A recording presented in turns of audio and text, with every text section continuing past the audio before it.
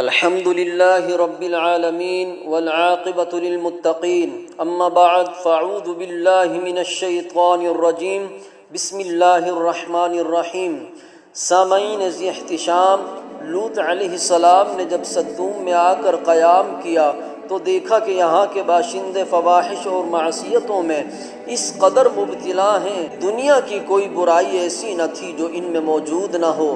دنیا کی سرکش، متمرد اور بد اخلاق و بد اطوار اقوام کے دوسرے عیوب و فواحش کے علاوہ یہ قوم ایک خبیث عمل کی موجد تھی، یعنی اپنی نفسانی خواہشات کو پورا کرنے کے لیے وہ عورتوں کے بجائے مرد لڑکوں سے اختلاط رکھتے تھے۔ دنیا کی قوموں میں اس عمل کا اس وقت تک قطعاً کوئی رواج نہ تھا۔ یہی بدبخت قوم ہے جس نے اس ناپاک عمل کی ایجاد کی۔ اس عمل کا نام لواطت مشہور ہے، اور اس سے بھی زیادہ شرارت، خباثت اور بے حیائی یہ تھی کہ وہ اپنی اس بد کرداری کو عیب نہ سمجھتے تھے اور علل اعلان فخر و مباحات کے ساتھ اس کو کرتے رہتے تھے۔ اللہ قرآن مجید فرقان حمید میں ارشاد فرماتا ہے، ترجمہ: اور یاد کرو لوط علیہ السلام کا واقعہ جب اس نے اپنی قوم سے کہا، کیا تم ایسے فحش کام میں مشغول ہو جس کو دنیا میں تم سے پہلے کسی نے نہیں کیا، یہ کہ بلا شبہ تم عورتوں کے بجائے اپنے شہوت کو مردوں سے پوری کرتے ہو، یقیناً تم حد سے گزرنے والے ہو۔ آپ کی قوم نہایت مغرور، بے حس اور نافرمان تھی، اور ان کا سب سے بڑا گناہ یہ تھا کہ ان میں مرد عورتوں کے بجائے مرد سے ہی اپنی جسمانی حاجت پوری کرتے، زیادتی کرتے۔ شہر و صدوم کی بستیاں بہت آباد اور نہایت سرسبز و شاداب تھی، اور وہاں طرح طرح کے اناج اور قسم قسم کے پھل اور میوے پائے جاتے تھے۔ شہر کی خوشحالی کی وجہ سے اکثر جا بجا کے لوگ مہمان بن کر ان آبادیوں میں آیا کرتے تھے، اور شہر کے لوگوں کو ان مہمانوں کی مہمان نوازی کا بار اٹھانا پڑتا تھا۔ اس لیے اس شہر کے لوگ مہمانوں کی آمد سے بہت ہی کبیدہ خاطر اور تنگ ہو چکے تھے، مگر مہمانوں کو روکنے اور بھگانے کی کوئی صورت نظر نہیں آتی تھی۔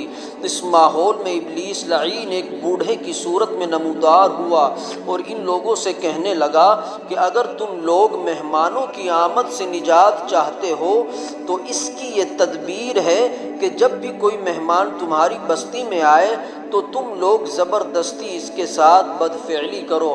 چنانچہ سب سے پہلے ابلیس خود ایک خوبصورت لڑکے کی شکل میں مہمان بن کر اس بستی میں داخل ہوا اور ان لوگوں سے خوب بدفعلی کرائی، اور غیظ و غضب میں آ کر کہتے تھے کہ اگر ہم ناپاک اور بے حیا ہیں اور وہ بڑے پاک باز ہیں تو ان کا ہماری بستی سے کیا واسطہ، ان کو یہاں سے نکالو۔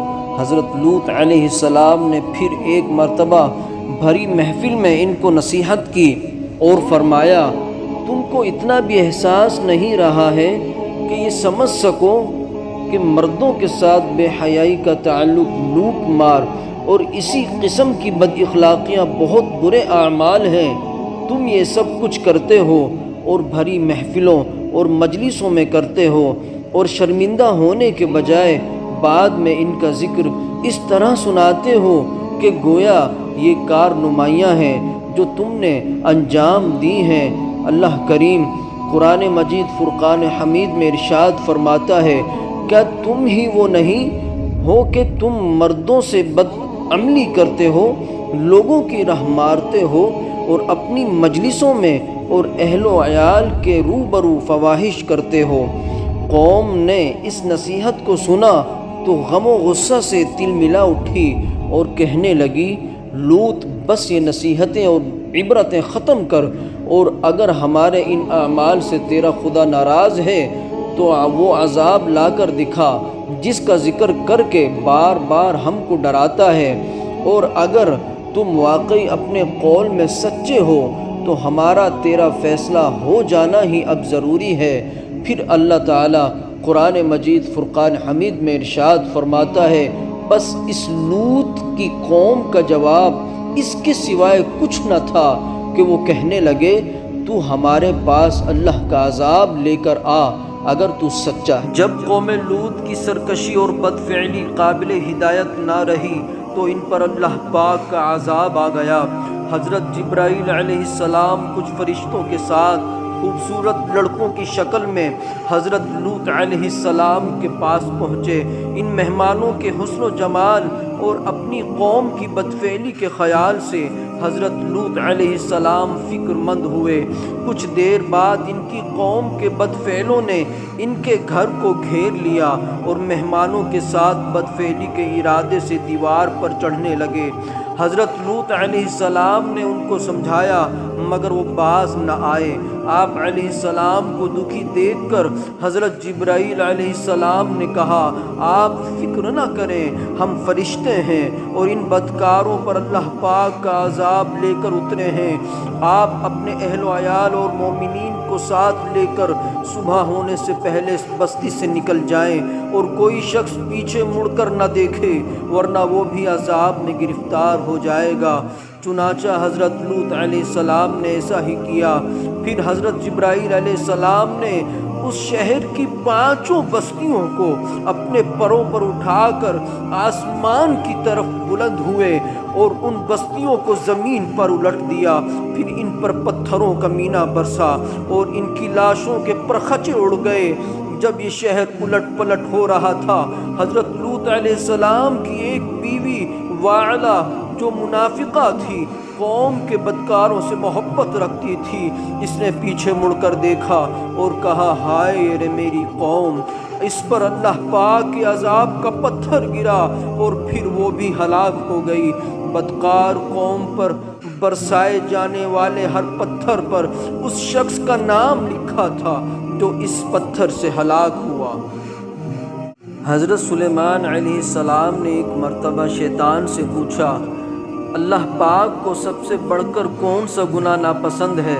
ابلیس بولا جب مرد مرد سے بدفعلی کرے اور عورت عورت سے خواہش پوری کرے۔ امرد بھی جہنم کا حقدار ہے۔ امرد سے دوستیاں کرنے والے شیطان کے وار سے خبردار رہیں۔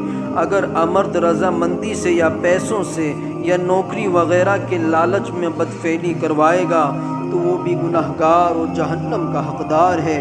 حضرت وکیع رضی اللہ عنہ سے مروی ہے جو شخص قوم لوط کی طرح بدفعلی کرے گا اور توبہ کیے بغیر مرے گا تو تدفین کے بعد اسے قوم لوط کے قبرستان منتقل کر دیا جائے گا اور اس کا حشر قوم لوط کے ساتھ ہوگا۔ لواطت کا عمل عقلی اور طبی دونوں اعتبار سے انتہائی خبیث ہے۔ عقلی اعتبار سے اس طرح یہ عمل فطرت کے خلاف ہے۔ لواطت کرنے والا اپنی فطرت کے خلاف چل رہا ہے اور فطرت کے خلاف چلنا عقلی اعتبار سے انتہائی قبیح ہے۔ دوسری خباثت یہ ہے اس کی وجہ سے نسل انسانی میں اضافہ رک جاتا ہے۔ تیسری خباثت یہ ہے کہ اس عمل کی وجہ سے انسانیت ختم ہو جاتی ہے۔ چوتھی خباثت یہ ہے کہ لواطت کا عمل ذلت و رسوائی اور آپس میں عداوت و نفرت پیدا ہونے کا ایک سبب ہے۔ نیز عقل سلیم رکھنے والے کے نزدیک وہ عمل ضرور خبیث ہے جو ذلت و رسوائی اور نفرت پیدا ہونے کا سبب بنے۔ یہ بدکاری تمام جرموں سے بڑا جرم ہے۔ اس جرم کی وجہ سے قوم لوط پر عذاب آیا جو دوسری عذاب پانے والی قوموں پر نہ آیا۔